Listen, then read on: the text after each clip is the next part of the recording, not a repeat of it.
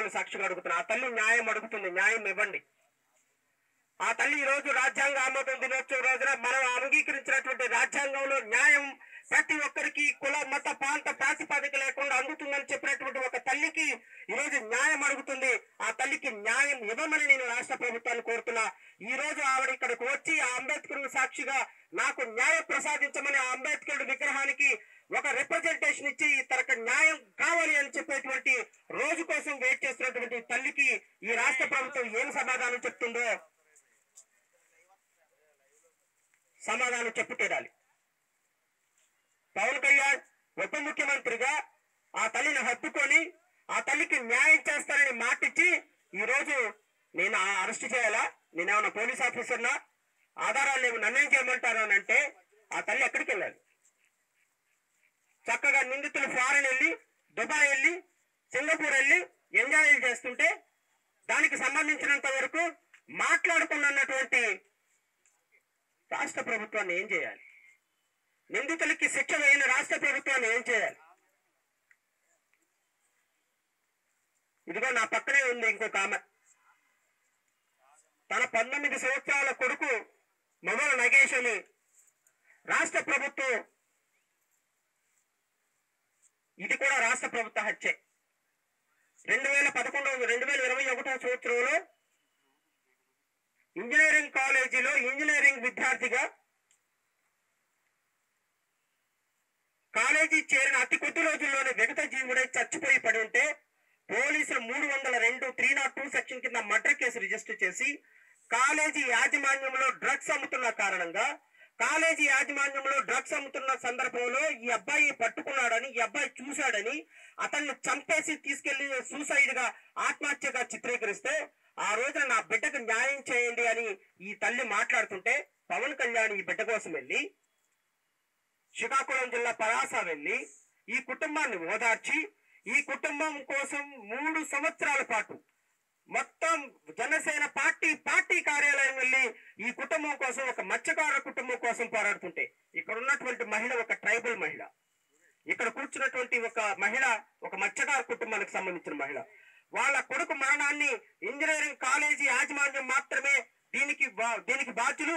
ఆ engineering college యాజమాన్యాన్ని arrest చేయాలని జనసేన పార్టీ కార్యాలయం వెళ్ళి కొన్ని నెలల పాటు ఉద్యమాలు చేసి దొంగతనంగా వాళ్ళ కాలేజీ యాజమాన్యాలతోటి కుమ్మక్కై 2024 సంవత్సరంలో ఆ కాలేజీ యాజమాన్యానికి సంబంధించినటువంటి దోనేటి శేఖర్ అనేటువంటి మేనేజింగ్ డైరెక్టర్ ని జనసేన పార్టీ కార్యాలయంలో కోట్ల రూపాయలు తీసుకుని నీ పార్టీ కార్యాలయంలో జాయిన్ చేసుకున్నావు.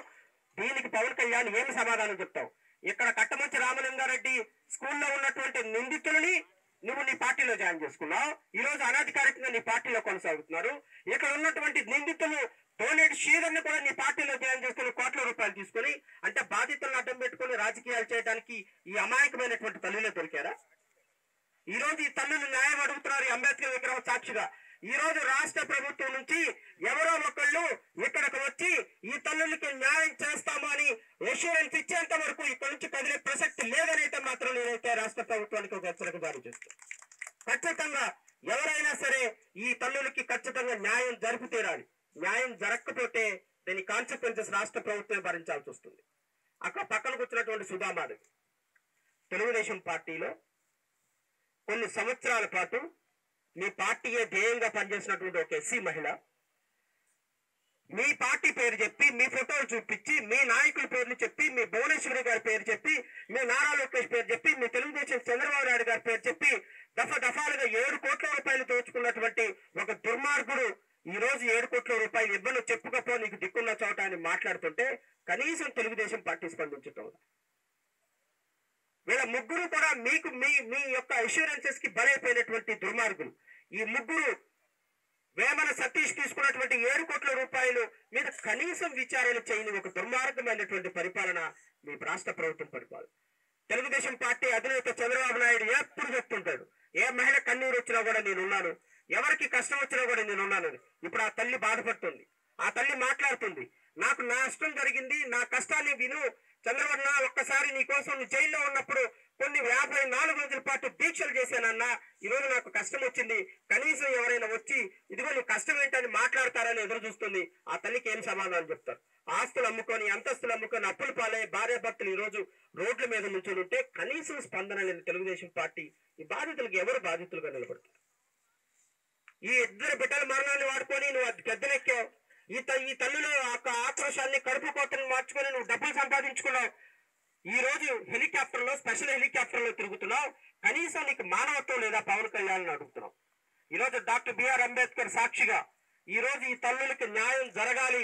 న్యాయం జరగటానికి ప్రతి ఒక్కళ్ళు కూడా, ఎందుకు అంటే ఈ అమాయకమైనటువంటి, ఎవరు తోడు లేనటువంటి, ఆర్థిక ఇబ్బందులు పడుతున్నటువంటి, ఒకరోజు తింటే ఒకరోజు తినలేని దుర్మార్గమైన పరిస్థితుల్లో కుటుంబాన్ని నడిపించుకుంటున్న ఇలాంటి వ్యక్తులకి మనందరం బాసటగా నిలబడాల్సిన పరిస్థితి. అదే నిజమైన రాజ్యాంగం తప్ప అంబేద్కరుడికి దండలు వేయటం కాదు అనేదైతే మాత్రం నేను మీ అందరికీ కూడా ఒక మాట చెప్తున్నాను. దయచేసి మీ అందరూ కూడా ఎంత కష్టమైనా, ఎంత నష్టమైనా ఈ బాధితులకు భరోసాగా నిలబడాల్సినటువంటి బాధ్యత మన రాజకీయ పార్టీలకి, ప్రతిపక్షాలందరికీ ఉంటుందని అయితే మాత్రం స్పష్టత చేస్తూ, ఈ సమస్య గురించి అంబేద్కరుడికి విన్నపం చేసుకొని మా బాధలు, మా కష్టాలు తీర్చు నాయనా అని ఆ అంబేద్కరుడికి విన్నపం చేసుకోవాల్సిందిగా నేను బాధిత మహిళలను కోరుతూ, మొట్టమొదటిసారిగా సుగాలి ప్రీతి అమ్మగారిని ఒకసారి మాట్లాడి తన బాధని మీడియా సాక్షిగా ప్రపంచానికి చెప్పవలసిందిగా కోరుచున్నాను. సెప్టెంబర్ నెలలో వేశారు మళ్ళీ సిబిఐ ఎంక్వైరీ. ఈ రోజు వరకు సిబిఐ కనీసం ఆ కేసు తీసుకుంటున్నామని చెప్పలేదు, ఇన్వెస్టిగేషన్ మొదలు పెట్టలేదు. ఏమంటారు దీన్ని? ఇంకా ఎన్ని సంవత్సరాలు ఈ పాపకి న్యాయం జరగడానికి మీరు తీసుకుంటారు? దయచేసి ఈ విషయాలన్నింటినీ కూడా దృష్టిలో పెట్టుకొని మీడియా సోదరులు కూడా దయచేసి మా బాధని, బిడ్డల బాధల్ని, ఈ తల్లుల బాధని, ఈ ముగ్గురు తల్లుల బాధని ప్రపంచానికి చూపించవలసిందిగా మనస్ఫూర్తిగా కోరుకుంటూ, అంబేద్కరుడికి మీ యొక్క సమస్యలు, మన సమస్యలు చెప్పుకునేటువంటి అవకాశం ఈ రోజు మనకి కలిగింది. దాన్ని ఆ సమస్యలు చెప్పుకుంటూ రాష్ట్ర ప్రభుత్వానికి ఒక మెసేజ్ పంపించవలసిందిగా కోరుచు, బాధితుల తరఫున నిలబడేది చాలా తక్కువ, మాటలు ఎక్కువ, చేతలు తక్కువ చేస్తున్న ఈ కూటమి ప్రభుత్వానికి నిజంగా ఇంతమంది బాధితులని ఒక్కసారిగా తీసుకొని వచ్చి న్యాయం జరిగేంత వరకు కూడా మాకు మీరు తోడుంటారని చెప్పినందుకు నిజంగా మీకు కృతజ్ఞతలు సార్. నిజంగా ఈరోజు 76వ మరి రాజ్యాంగ దినోత్సవం జరుపుకుంటున్నాం. ఎందుకు దినోత్సవం జరుపుకోవాలో నాకు అర్థం కావడం లేదు. ఒక పక్కన జరిగే ఘోరాలు జరుగుతూనే ఉన్నాయి, ఒక పక్కన ఆ బాధితులకు సార్ గారు చెప్పినట్ల అందరి ద్రాక్షలాగా ఉంది న్యాయం.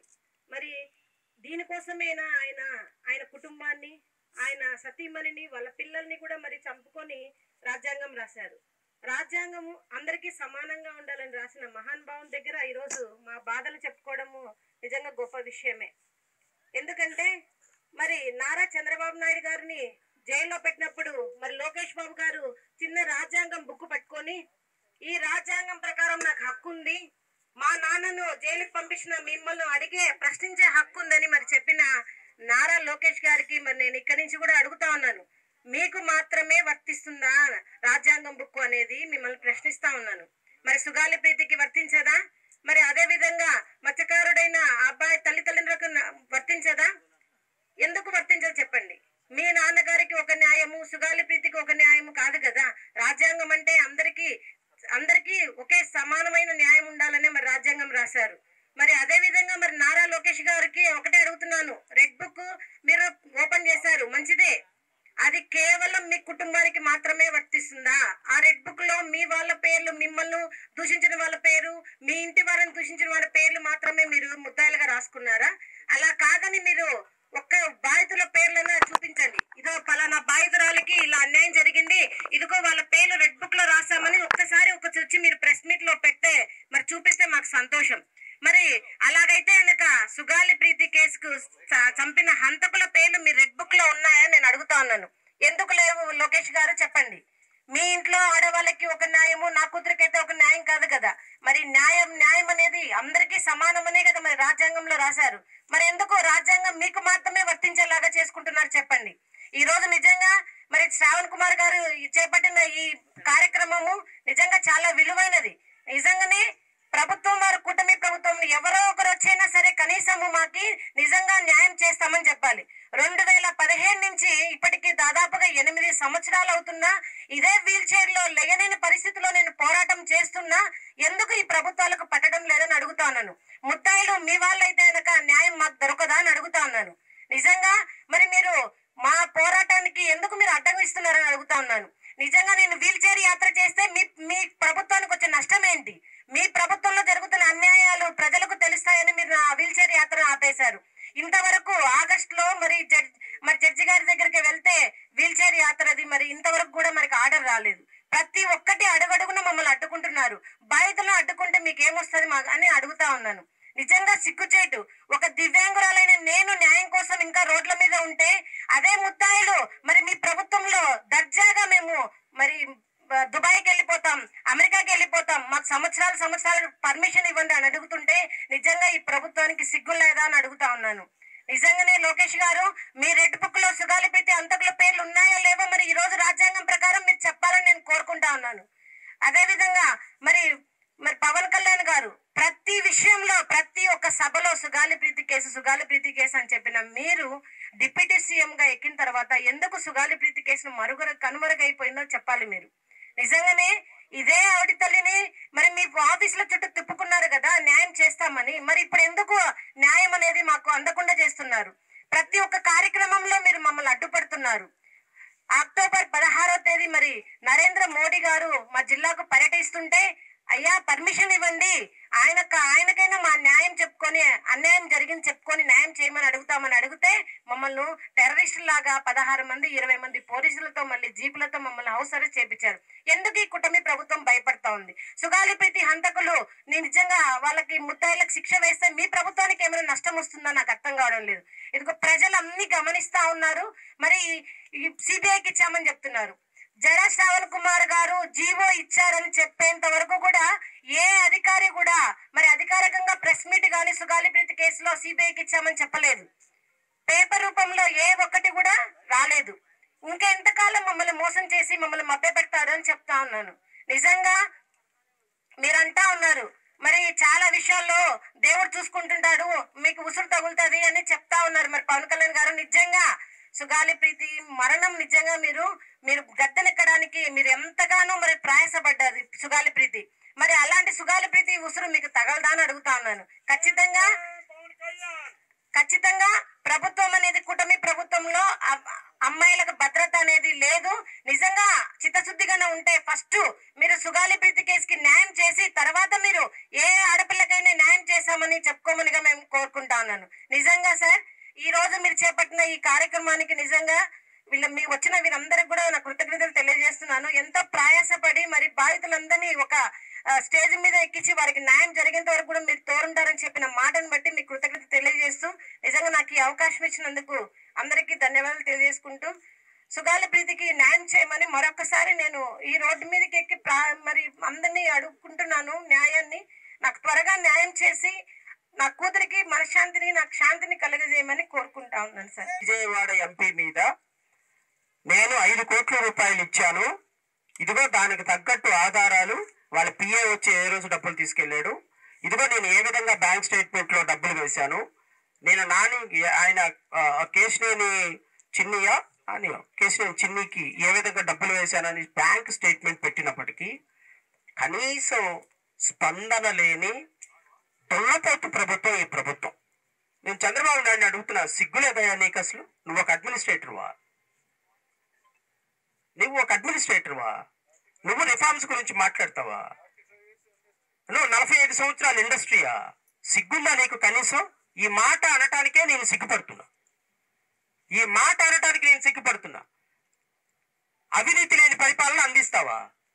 ఈ రాష్ట్రంలో మద్యాన్ని ఎవరైనా ఎక్కువ రేటు కమ్మినా, లేకపోతే ఏదైనా ఇసుకని మాఫియాని చేసినా, లేకపోతే మైనింగ్ మాఫియా చేసినా, ట్రాన్స్పరెన్సీ, హానెస్టీ, ఇంటిగ్రిటీ ఈ 3 నీ ప్రభుత్వానికి 3 పట్టుకొమ్మలా? సిగ్గుందా నీకు కనీసం? 45 సంవత్సరాల ఇండస్ట్రీ అంటావు, 75 సంవత్సరాలు వచ్చినాయి. ఒక ఎమ్మెల్యే అది కూడా తెలుగుదేశాన్ని పార్టీకి సంబంధించినటువంటి ఎమ్మెల్యే. నేను ఒక ఎంపీకి 5 కోట్ల రూపాయలు డబ్బులు ఇచ్చాను, ఇదిగో ఈ స్టేట్మెంట్, బ్యాంక్ స్టేట్మెంట్ ఇస్తే కనీసం ఆ ఎమ్మెల్యే మీద, ఎంపీ మీద చర్యలు లేని డబ్బులు నువ్వెందుకు ఇచ్చావు, డబ్బులు వాడెందుకు తీసుకున్నాడు అని కనీసం ఎమ్మెల్యే మీద చర్యలు లేని నీదొక పార్టీ, నువ్వు ఒక నాయకుడివి, నీదొక హానెస్టీ, నీది ఒక తెలుగుదేశం పార్టీ. దానికి నువ్వు మీ కొడుకు బ్రాండ్ అంబాసిడర్. ఎట్లా నీ పార్టీలో ఎమ్మెల్యే చేసిన ఆరోపణ మీద, ఎంపీ మీద కనీసం చర్యలు లేవు. నువ్వు నీ సామాజిక వర్గానికి దోచిపెట్టకుండా ఉంటావా? నువ్వు ఇన్ని వేల కోట్ల రూపాయలు, లక్షల కోట్ల రూపాయలు అప్పులు చేసి రాష్ట్రాన్ని బాగు చేస్తావా? ఇంకా నువ్వేమి చర్యలు తీసుకుంటావా వేమన సతీష్ మీద? నీ ఎమ్మెల్యే ఆరోపణ చేసినటువంటి ఎంపీ మీద దిక్కు దివాణం లేదు. నాతో ఒక తెలుగుదేశం పార్టీ నాయకుడు ఫోన్ చేసి అన్నాడు ఈ మాట, శ్రవణ్ గారు ఎందుకు అనవసరంగా ఇంత దూరం లాగుతారు, ఏదో ఒకటి ఇచ్చిందంతా తీసుకొని రాజీ పడిపోవచ్చు కదా అని. ఏం సార్ మీరు కూడా అలాగంటారా అని నేను అన్నా. ఆయన దానికి ఏమన్నాడు తెలుసా? చంద్రబాబు నాయుడు గారి సంగతి మీకు తెలియదండి, ఒక ఎమ్మెల్యేనే ఆరోపణ చేసి ఎంపీ మీద 5 కోట్ల రూపాయలు తీసుకున్నాడని చెబితే కనీసం ఆయన మీద చర్యలే తీసుకోలేదు. మీరు ఎక్కడి నుంచో వచ్చి ఏదో వీడియో ఒకరు చూపించి చర్యలు తీసుకోమంటే తెలుగుదేశం పార్టీ తీసుకుంటారా? తెలుగుదేశం పార్టీ బ్రతికేది డబ్బు కోసం, బ్రతుకుతుంది డబ్బు కోసం, బ్రతికింది డబ్బు కోసం, భవిష్యత్తులో బ్రతకబోయేది కూడా డబ్బు కోసమే. మీకు ఆ విషయం తెలియకుండా ఊరికే పిచ్చి పిచ్చిగా మాట్లాడతారు ఎందుకు శ్రావణ్ గారు అన్న. ఇది కరెక్ట్ అనిపించింది నాకు తెలిసి. ట్రూ, ఇది కరెక్టే. కాబట్టి నేను తెలుగుదేశం పార్టీ అధినేతని చంద్రబాబు నాయుడు కోరుతున్నా, మీరు గనక సుధామాధవి విషయంలో మీరు నామిడికి న్యాయం చేయకపోతే నేను ఖచ్చితంగా చెప్తున్నాను, తెలుగుదేశం పార్టీ ముందే ఈ నిరసన ప్రదర్శన చేయాల్సి వస్తుంది అని అయితే మాత్రం నేను మీ ద్వారా రాష్ట్ర ప్రభుత్వానికి చెప్తున్నాను. తెలుగుదేశం పార్టీ ముందే చేస్తాను ఈ నిరసన ప్రదర్శన. తర్వాత మీ ఇష్టం. బాధితులు ఎంతవరకు నేను కంట్రోల్ చేయగలను అంతవరకే కంట్రోల్ చేస్తా. ఒక స్టేజ్ దాటిన తర్వాత బాధితులను కూడా నేను కంట్రోల్ చేయలేను. దయచేసి ఆవిడ తప్పు చేసిందా రైట్ చేసిందా పక్కన పెట్టండి. నిజంగా ఆవిడ డబ్బులు ఇచ్చుంటే ఆవిడ డబ్బులు ఆవిడకి ఇప్పించండి. ఆవిడ డబ్బులు ఇవ్వలేదు అంటే ఆవిడ న్యాయం ఆవిడ తీసుకుంటుంది. కానీ తెలుగుదేశం పార్టీ కనీసం ఎంక్వైరీ చేసి ఆవిడ విషయంలో మంచో చెడ్డ చెప్పాల్సినటువంటి బాధ్యత ఉంది. నిజంగా తీసుకొని ఉంటే డబ్బులు ఇవ్వాలి, ఇప్పించాల్సిన బాధ్యత తెలుగుదేశం పార్టీ ఉంది. లేదు అంటే కాన్సిక్వెన్సెస్ విల్ ఫాలో. ఈ అంశం మీద నేను సుధామాధవి అక్కను కూడా మాట్లాడవలసిందిగా కోరుచు. నేను చెప్పాలనుకున్నది ఏంటంటే ఇన్ని రోజులైనా దగ్గర నెల అవుతున్నా కూడా నాకు ఏ మాత్రం ఎక్కడి నుండి ఏ సహాయం రాలేదు. దయచేసి వేమన సతీష్ గారు నా దగ్గర తీసుకున్న 7 కోట్లు మాకు దయచేసి ఇప్పియాలని చంద్రబాబు నాయుడు సార్ గారిని, లోకేష్ సార్ గారిని, పవన్ కళ్యాణ్ సార్ గారిని ఇంకా కూడా భంగపడుకుంటున్నాను. ఇంతకు ముందు కూడా భంగపడుకున్నాను, ఇంకా భంగపడుకుంటున్నాను. వేమన సతీష్ గారిని కూడా 2 దగ్గర సంవత్సరం, 1.5 సంవత్సరం, 2 ఏళ్ళ దాకా కూడా ఇదే విధంగా భంగపడుకుంటూనే మెసేజ్లు పెట్టుకుంటూ, ఫోన్ వాయిస్ మెసేజ్ పెడుతూ, ఫోన్లు చేసుకుంటూ ఇదే విధంగా భంగపడుకుంటున్నా. ఏ రోజు కూడా ఎన్నను కూడా నేను రేషుగా మాట్లాడలేదు. రేషుగా మా డబ్బులు మాకు ఇమ్మని నేను అడగలేదు. ఎందుకంటే మేము తక్కువ కులం కదండి, గట్టిగా దర్బార్గా అడగలేంగా. అందుకని చెప్పేసి మేము ఎంతో వినయంగా అడుగుతున్నా కూడా అతని పక్క నుంచి ఏ మాత్రం రెస్పాన్స్ లేదు. కనీసం మీడియా ముందుకు వస్తేనన్నా మాకు ఏదన్నా సాయం వస్తుంది, న్యాయం జరుగుద్ది అనుకుంటే మమ్మల్ని కూడా కిడ్నాపులు చేయడము, కేసులు పెట్టడము, ఈ విధంగా మమ్మల్ని టార్చర్ పెడుతున్నారు. దయచేసి ఇంకా కూడా చెప్తున్నాను సార్, మీకు చంద్రబాబు నాయుడు సార్ గారు, లోకేష్ సార్ గారు, పవన్ కళ్యాణ్ సార్ గారు, మీ కులమని మీ కులాన్ని వెనకేసుకో రావద్దు సార్. దయచేసి ఈ యొక్క ఎస్సీ కులానికి చెందిన మాలదారునైనా నాకు కూడా మీరు సాయం చేయాలి సార్. మా లాంటి వాళ్ళకి సాయం చేస్తేనే సార్ మీకు విలువ ఉండేది, గౌరవం ఉండేది. మీ కులాన్ని వెనకవేసుకొని మీ కులాన్ని అన్యాయం చేసినా, మా లాంటి వాళ్ళ దగ్గర కోట్లు డబ్బులు దోచేసినా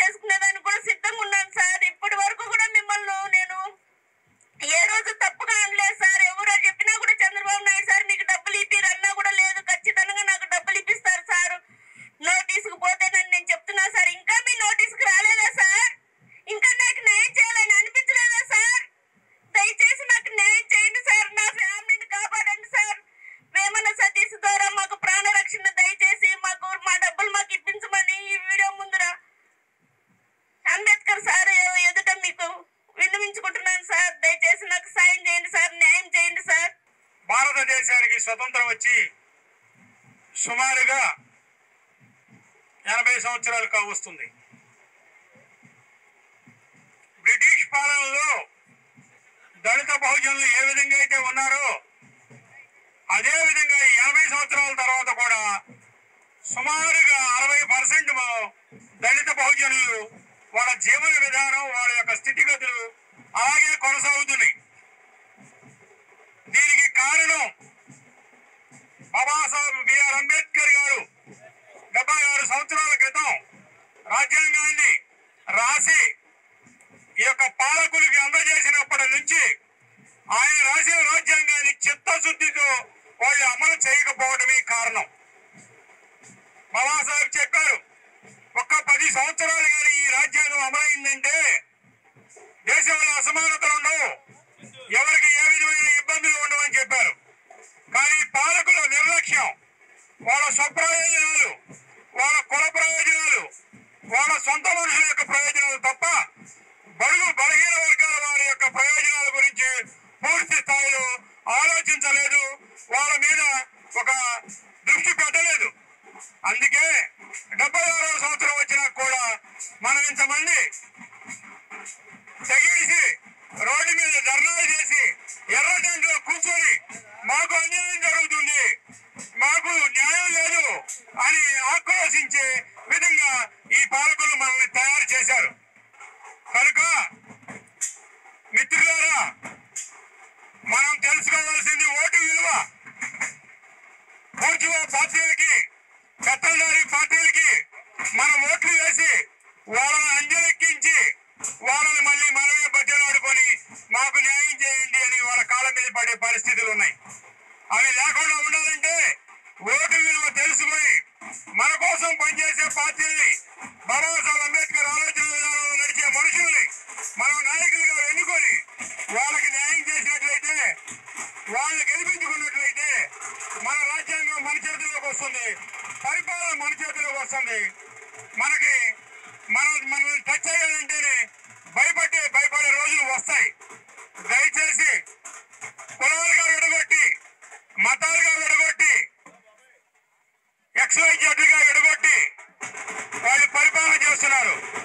అందరూ తెలివి మీరి తెలుసుకొని ఐక్యతతో చదువుకున్న వాళ్ళు, మేధావులు, ఉద్యోగస్తులు అందరూ కూడా జ్ఞానోదయంతో ఒక పిలుపునిచ్చి ఒక తాటి మీదకి వచ్చి జడా శ్రావణ్ కుమార్ గారు లాంటి మేధావుల్ని మనం ఉన్నత స్థాయికి తీసుకెళ్ళినట్లయితే మనం ఈ ధర్నాలు చేసుకునే అవసరం ఉండదని చెప్పి, ఎందుకంటే ఆయన రాజ్యాంగాన్ని చదివాడు, భారత శిక్షా సూత్రాలు చదివాడు. ఆయన తన 30 సంవత్సరాలు 29 సంవత్సరాల వయసులోనే తన ఉద్యోగాన్ని వదిలేసి తనకు ఉన్నటువంటి జ్ఞాన సంపదనంతా నా జనానికి, నా బడుగు బలహీన వర్గాల వారికి కేటాయించాలి, వాళ్ళు ఇంకా చీకట్లో మగ్గుతున్నారు, వాళ్ళు న్యాయాన్ని తెలుసుకోలేకపోతున్నారని ముందు చూపుతో తన యొక్క 30 సంవత్సరాల సర్వీస్ని, ఉన్నతమైన సర్వీస్ని, హైయెస్ట్ ప్రోటోకాల్ని వదిలేసి మన కోసం బయటకు వచ్చిన ఏకైక వ్యక్తి జడా శ్రావణ్ కుమార్ గారు. మరి ఆయన మేధాశక్తితో గత 6 సంవత్సరాలుగా ఎన్ని విజయవంతమైన కార్యక్రమాలు, ఎన్ని సమస్యలు బయటికి తెచ్చారు, ఎంతమందికి న్యాయం చేశారు, ఎంతమందికి అండగా నిలబడ్డారు అందరికీ తెలుసు. ఇది జగమెరిగిన సత్యం. మెహర్బానీ కోసం, ఓట్ల కోసం చెప్పుకునే విషయం కాదు. జగన్మోహన్ రెడ్డి ప్రభుత్వంలో, పూర్వం బ్రిటిష్ కాలంలో కానివ్వండి, గత ప్రభుత్వాల్లో సెంటు 6 సెంటు భూమి ఇస్తే దగ్గర 60,000 మంది జనానికి ఆ భూమిని తిరిగి ఇప్పించి సెంటు 6 సెంటు భూముల్ని కోర్టులో కేసులు వేసి మళ్ళీ ఎవరి భూములు వాళ్ళకి ఇప్పించిన ఘనత జడా శ్రావణ్ కుమార్ గారిది. ఇంత న్యాయం చేయాలంటే జ్ఞాన సంపద కావాలి, ఆలోచన కావాలి, స్వార్థం ఉండకూడదు. ఆయనకి ఏ పదవి ఇచ్చినా జడ్జి పదవి కన్నా గొప్పది కాదు. ఆయనకి ఏ రాజ్యాంగ పదవి వచ్చినా ఆయన అనుభవించిన జడ్జి పదవి కన్నా 4 డ్రైవర్లు, 4 అటెండర్లు, స్టాఫ్ అంతా మన 2 లక్షల రూపాయల జీతం, ఇవన్నీ కన్నా గొప్పది ఏ ప్రభుత్వం ఇవ్వలేదు, ఏ రాజ్యాంగం ఇవ్వలేదు. కానీ అటువంటి ప్రభుత్వాన్ని, అటువంటి హోదాని వదులుకొని నా ప్రజలు, నా బడుగు బలహీన వర్గాల ప్రజలు, మోగజీవులు మాట్లాడలేరు, వాయిస్ లేదు,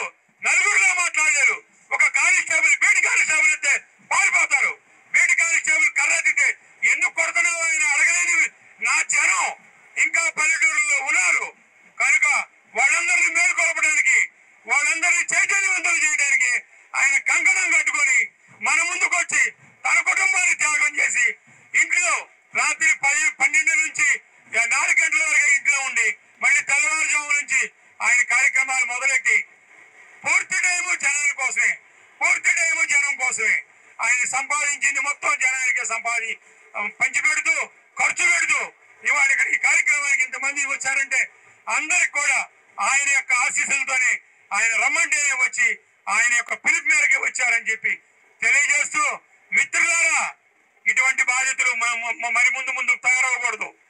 సిగ్గు సెలవు లేని ప్రభుత్వాలు రాజ్యం వెళ్తాయి, వాళ్ళకి సిగ్గు సెలవు లేదు.